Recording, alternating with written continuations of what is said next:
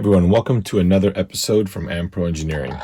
In this episode, we are going to be working on the Unlimited Desert Racer and specifically installing the MIP Driveshaft kit. The driveshaft is metal and it is quite beefy looking, but as I mentioned before, I love me some MIP parts, and therefore if MIP makes it, it's going to go onto this truck. In order to do that, we need some more access to the drive shaft, and to gain that access, we're going to remove this belly pan here. So we're going to have a number of 2mm screws that we're going to have to unscrew.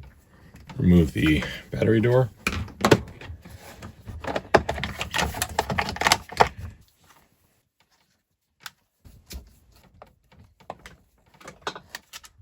I'm not used to motors that size. Let's go ahead and remove the drive shaft. It looks like we have got, I think, a 2mm.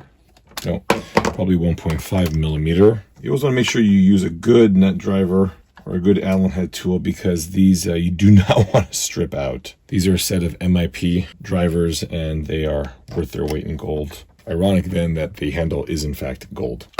With those two off, we should be able to just slide the input shaft here.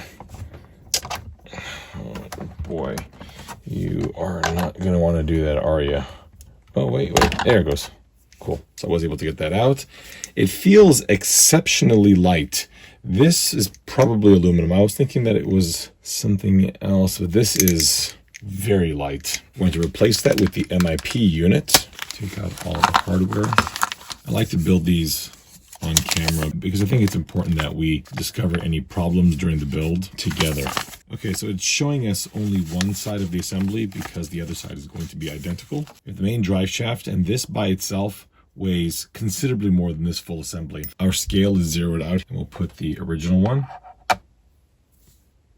So that is 32 grams, and we'll put just the drive shaft. There we go. So just the drive shaft is nearly double. Now, I'm not going to say that additional rotating mass is a good thing unless it comes at the price of durability. I'll start by opening up the additional little bags here. Oh, in fact, I just realized that.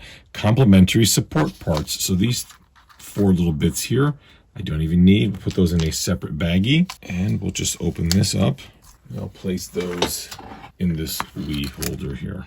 Please note that when opening up your MIP grease container, that there's a blue thread gel and the MIP grease. Both greases are in fact blue, so do not mix these up. Okay, so we'll add grease to this little barrel, and you want to do both of the barrels because there are one on each side, and then slot that into the center shaft, like so. Note that I also took the screwdriver and added a little bit of grease on the side of the drive shaft that I did not push the barrel through, simply because a lot of the grease was removed here on this side. So you do not want to overdo it with the grease, as that will also attract dirt. Before you install the pin, you do want to grease the opening for it as well as the pin. Next, we'll take this piece here. I'm going to call it a yoke. It isn't actually called out there, and it's going to require a little bit of work. I'm going to use the pin to align that hole right there through the barrel upward. We'll take this yoke, and I believe we have to add grease. I just want to make sure that I got enough in there. It is also imperative that the set screw be right on top of that flat to prevent this from backing out. To do that, install it with the threads. You see those right there on that barrel in the same orientation as the flat. And when it passes through, we'll see that flat right in there, ideally. It may be a little bit hard to see, but there's the flat. And then put in your set screw with some thread lock. We've applied some of the MIP blue thread lock. You do not want to use red thread lock. That is for a effectively permanent installation. All right, and that's in.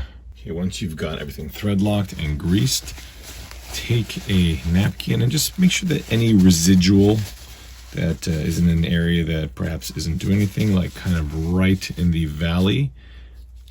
Let's just try to wipe this off. Again, the more grease you have, the more dust and dirt will be attracted. Okay, looking very good. Last, let's install it, but before we do, let's weigh it. Okay, we are back to grams. The original, as we can see here, is 32 grams, and the complete MIP unit, expected to be considerably more, is 88. Remember, the additional rotating mass isn't necessarily positive, but if you are going to be beating on your truck, the extra weight here is the result of additional strength. Time to install this. I've gone ahead and put an MIP sticker on there, which I suspect is incredibly important.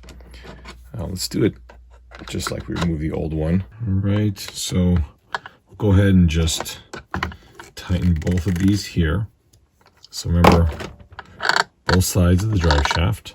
Now we can move the drive shaft in and out on the transmission, and that will allow us to then slip it over the input on the differential. These are interesting little screws. They're a set screw with a little kind of stud at the end of it here. Okay, installing the last one. And our drive shaft installation is complete. Well, that completes the drive shaft installation on the Traxxas UDR. One cool element on the UDR is it does have a spare drive shaft mounted here in the back, which is very neat. Unfortunately, since I'm not using this drive shaft anymore, this spare is no longer needed. However, I like the idea of installing this in the back, so I'm not going to forget about that. In a upcoming video, we're going to see just what we can do with the old drive shaft mounting area and perhaps one of the MIP spare drive shafts. I did not install the belly pan on this here, as the truck still needs a servo, and I've got a number of other upgrades that the truck's going to be getting pretty soon, as well as a completely new body, and we'll have to tidy up the cabin a bit as well, so stay tuned.